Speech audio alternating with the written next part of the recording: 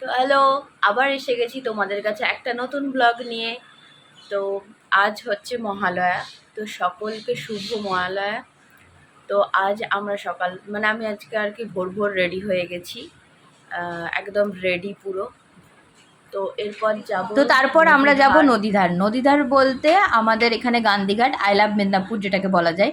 তো তারপর আমি আর মিষ্টিদি বেরিয়ে পড়েছি।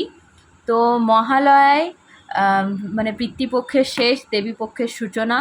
মহালয়ার এই ভোটটার জন্য সমস্ত বাঙালি যেন এক বছর ধরে ধৈর্য ধরে থাকে, যে এই টাইমটার জন্য, এই দুর্গাপুজোর জন্য, যেটা আমাদের বাঙালিদের একটা সব থেকে বড় ফেস্টিভ্যাল।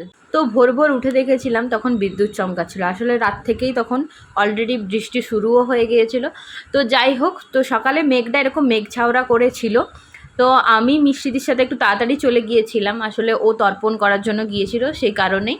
তো এখানে আমরা আমাদের নদী ধারে একটা রাম মন্দির আছে, তো ওইখানে মিষ্টিদি হচ্ছে ঠাকুরকে ধূপ দেখানোর জন্য গিয়েছিল।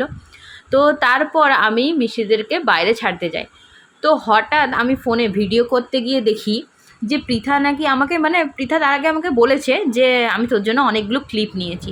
তো হঠাৎ এসে দেখি যে ও এরকম সবার সাথে ভিডিও করেছে, তো সেগুলো দেখলাম। আর এই দেখো শুধু কত কত মানুষ এসেছিলো শুধুমাত্র তর্পণ করার জন্য। তো একবার তো আমার রাম মন্দিরটা ঘোরা হয়ে গেছিলো, তো আবার আমি গিয়েছিলাম, আর তখন দেখছি এই বাচ্চাটা ঢাকের তালে এরকম করে নাচ করছিল।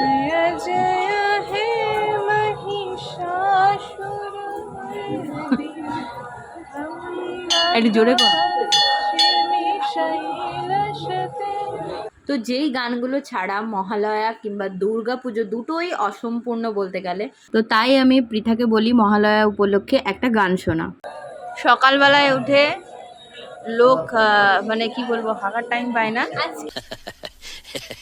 আজকে মহালয়া। अच्छा हमको सिखा रिया है। তো তারপর আমি চলে যাই মাম্পি আর পাপাইয়ের কাছে, কারণ দেখি ওরা একটা সাইডে দাঁড়িয়ে দাঁড়িয়ে দুজন মিলে ছবি তুলছে। তো আমি সেখানেও পৌঁছে যাই ছবি তোলার জন্য। আর সব সময়ের মতন আমার প্রত্যেকটা ছবি পাপাই চোখ বন্ধ, হাত ওঠানো, এই রকমই ও তুলতে থাকে। আর এই হচ্ছে সেই ছবি যেটা আমি অলরেডি ফেসবুকে স্টোরিতে দিয়ে দিয়েছি। তো তারপরে মাম্পিও এখানে অনেকগুলো ছবি তুলে নিল, যা পাপাই আর কি তুলে দিল আমাদেরকে অনেকগুলো ছবি। আর এদিকে সবাই অনন্যা এসে তাড়া দিচ্ছিল, আসলে এখানটা লক করবে বলছিল, তার জন্য বাইরে যেতে বলছিল। তো তারপর আমরা চলে যাই চা খাওয়ার জন্য। যেহেতু আমরা সকাল সকাল বেরিয়েছিলাম, তো কিছুই তো খেয়ে আসিনি, তাই চলে গেলাম চা খেতে। टमाटर बड़ी मजेदार, टमाटर बड़ी मजेदार, ठास করে छोड़ दो। बहुत तेज हो रहा है, बहुत तेज। তো এটা হচ্ছে মেদিনীপুরের ইস্কন মন্দিরের যেখানে কাজ চলছে, সেইখানটা এখন এতটা অবধি হয়ে আছে। তো আমরা সেটাই আজকে দেখতে গেছিলাম, যেহেতু সকাল সকাল এসেছি নদীধার। তো ইস্কন মন্দিরটাও আমরা গিয়েছিলাম প্রণাম করতে ঠাকুরকে। খোপা করে নিয়েছি, এরপর আমরা যাব কোথায়? কঙ্কাবতী। সোনাই দিদিরা সেই পাশে গেছে। জোরে বল। সোনাই দিদিরা সেই পাশে গাড়ি বার করতে গেছে, আর আমরা দুজন দাঁড়িয়ে আমরা এখানে দুজন ওয়েট করছি গাড়ির জন্য। তো আমরা পাঁচজনই যতবারই একসঙ্গে হয়েছি ততবারই প্রচুর এনজয় করেছি, প্রচুর মজা করেছি। তো তারপর রাস্তা দিয়ে যেতে যেতে হঠাৎ চোখে পড়ে যুগনিতলার এই প্যান্ডেলটা, যেটা হচ্ছে কোচবিহারের রাজবাড়ি। তো তারপর আমরা যাই রাঙামাটি। তো রাঙামাটিতে বাইরে থেকে আমরা দেখে ভাবি যে আসার সময় ওখানটা একবার হলেও আমরা ঢুকবো। রাস্তায় দেখতে তো কিছুই পাচ্ছি না, কিন্তু যাই হোক চলছে এখানে ফটোশ্যুট। আমরা তো অপেক্ষা করছি, কারণ এই যে আরেক দুই সভা এসেছে।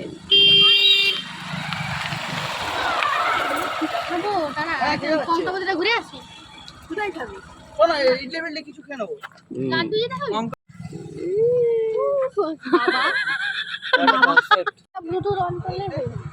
আবার শুরু হয়ে গেল। চলো, ছোটা সা ব্রেক লে লিয়া। দাঁড়িয়ে একটু ঠ্যাংগুলো সোজা করে নিলাম।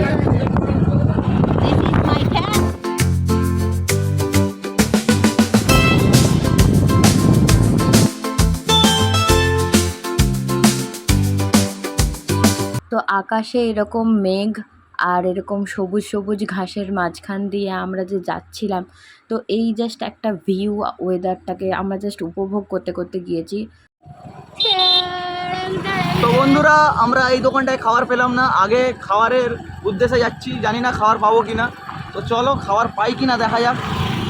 ফোনটা কেউ বাঁচিয়ে রাখ, লোক আছে সামনে, মুখটা তুলে দিস না। হ্যাঁ তুলে দে, শুয়ে পড়ছি আমরা শুয়ে পড়েছি গাড়িতে।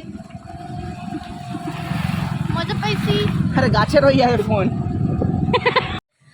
কিছু খাবার পেলাম না, দুটা দোকান ঘুরলাম, কোনো খাবার নেই। পড়লে এখানে পুরো একটা কাতলা মাছ ধরে নেবো, কারণ প্রচণ্ড পরিমাণের হচ্ছে এখানে, মানে একটা কাঁচা ক্যাচক্যাচানি ব্যাপার আছে। যেহেতু তো ভোর থেকে বৃষ্টি হচ্ছিল, কিন্তু ওয়েদারটা এখন ঠিক করে দিয়েছে, মাইন্ড ব্লোয়িং। এইরকম মেঘলা ওয়েদারে তো নৌকায় করে ঘুরতে সত্যি খুব ভালো লাগে। আর এই এক্সপিরিয়েন্স অলরেডি আমি করে নিয়েছি পুরীতে।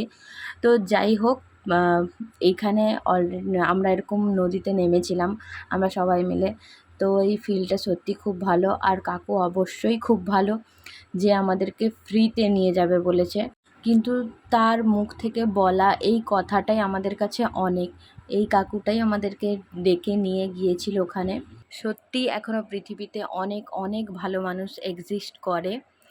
তো প্লিজ তাদের সুযোগ সুবিধা নিয়ে তাদের ক্ষতি কখনো হয়তো করো না। তো আমি যেহেতু প্রথমবার এখানে গিয়েছিলাম, তো দেখলাম সমস্ত মানুষই এইভাবেই এখানে রাস্তা পারাপার করছে।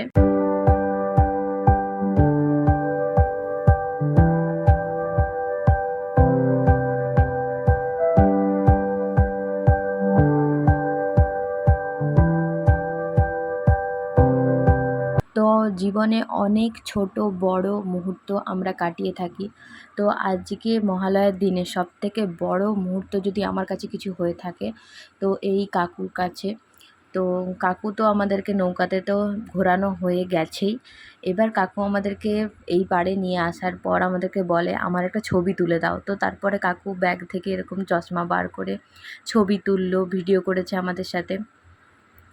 তো আমাদের সত্যি খুব ভালো লেগেছে, সত্যি মানে মন থেকে যে এই মানুষগুলোর মুখেও হাসি ফুটিয়ে যে এতটা মানে মনটা ভালো লাগলো, এতটা আনন্দ হয়েছে আজকে আমাদের মহালয়ার দিনে। সত্যি কাকু আমাদেরকে বারবার বলেছে আবার আসতে। তো রাইডটা নিয়ে সত্যি আমাদের খুব ভালো লেগেছে। আসলে কাকু এত ভালো। তো আমরা যেহেতু আমরা যাচ্ছিলাম, তো আমরা প্রথমে ঠিক করছিলাম যে যাব না।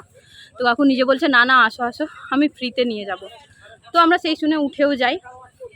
রিয়েলি বলছি, কাকুটা এত ভালো।